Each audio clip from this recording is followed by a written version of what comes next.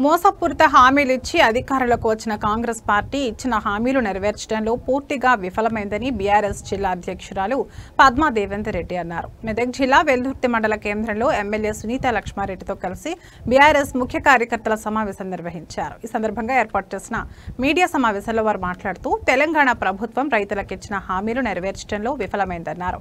రుణమాఫీ 40% మాత్రమే చేశారని, రైతు భరోసా డబ్బులు కూడా 2 విడతలు పంపిణీ చేయలేదని మండిపడ్డారు. వర్షాలు లేక రైతులు ఇబ్బంది పడుతున్నా కాళేశ్వరం నీటిని విడుదల చేయలేదని, తద్వారా రైతులు తీవ్ర ఇబ్బందులు ఎదుర్కొంటున్నారని ఆగ్రహం వ్యక్తం చేశారు.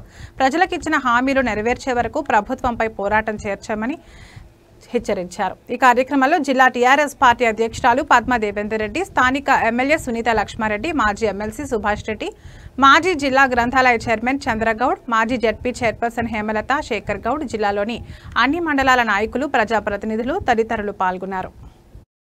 తెలంగాణ ప్రజలు అష్ట కష్టాలు పడుతున్నారు. నిమిషం నిమిషం కేసీఆర్ గారి పరిపాలన గుర్తు చేసుకుంటా ఉన్నారు. ముఖ్యంగా ఎలక్షన్ల కోసమే హామీలు, ఎలక్షన్ల కోసమే పథకాలు. మళ్ళీ లోకల్ బాడీ ఎన్నికలు వస్తున్నాయని చెప్పి గతంలో మర్చిపోయిన రైతు బంధును మళ్ళీ యాడ్ చేసుకొని మొన్న కొంచెం వేసినట్టు చేసేది. ఇక రుణమాఫీ అయితే ఊళ్ళలో 40% కంటే ఎక్కువ జరగలేదు. 2 లక్షల రుణమాఫీ 9వ డేట్ లోపలైతే 1,00,000 లేకుంటే 2,09,000 డేట్ దాటంగా నేను 2 లక్షలు వేస్తా అని చెప్పి తెచ్చుకొని అని చెప్తే పాపం రైతాంగం రుణాలు తెచ్చుకుంటే ఇప్పటి వరకు 50% లోపలనే 40-45% మాత్రం రుణమాఫీ వేసినట్టు చేసింది. అది కూడా చాలా మందికి 30,000-40,000 కూడా ఇంకా రుణమాఫీ కాలేదు. వాళ్ళు కూడా బాధపడుతూ ఉన్నారు. మహాలక్ష్మి స్కీమ్ అయితే అటకెక్కింది.